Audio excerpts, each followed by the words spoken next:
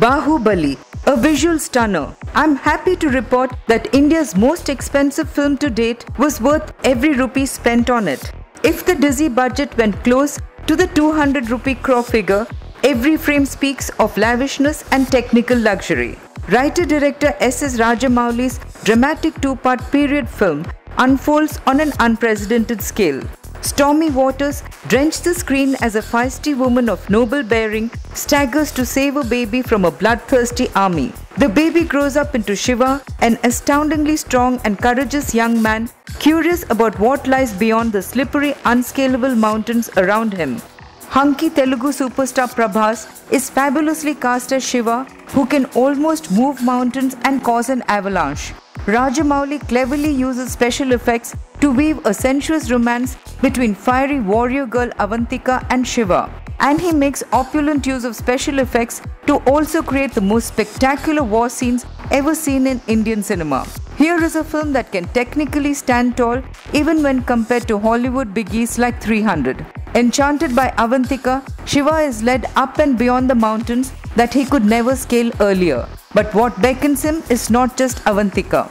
There also lies the bloody kingdom of Maheshmati, where Bhalala Deva rules with bonded labor, slaves and whips. Another biceps specialist, Rana Daggubati, is cast as the brutal Bhalala Deva, who's unflinching about animal sacrifice or human lives. He enters the arena with his brawn pitted against a wild bull, which would make a Spanish matador seem like a wimp.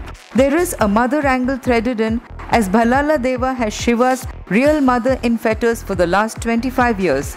But, like Rakhi in Karan Arjun, she breathes fire with the warning, Mera beta aayega. Beta Shiva does land there to find his true identity as Bahubali of Maheshmati.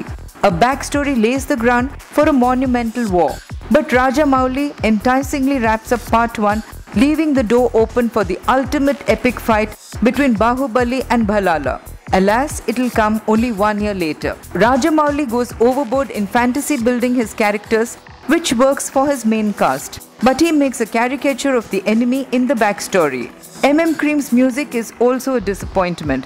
Not a single melody lingers after the film. I can't talk of its business prospects in Hindi since it's dubbed from the Telugu original.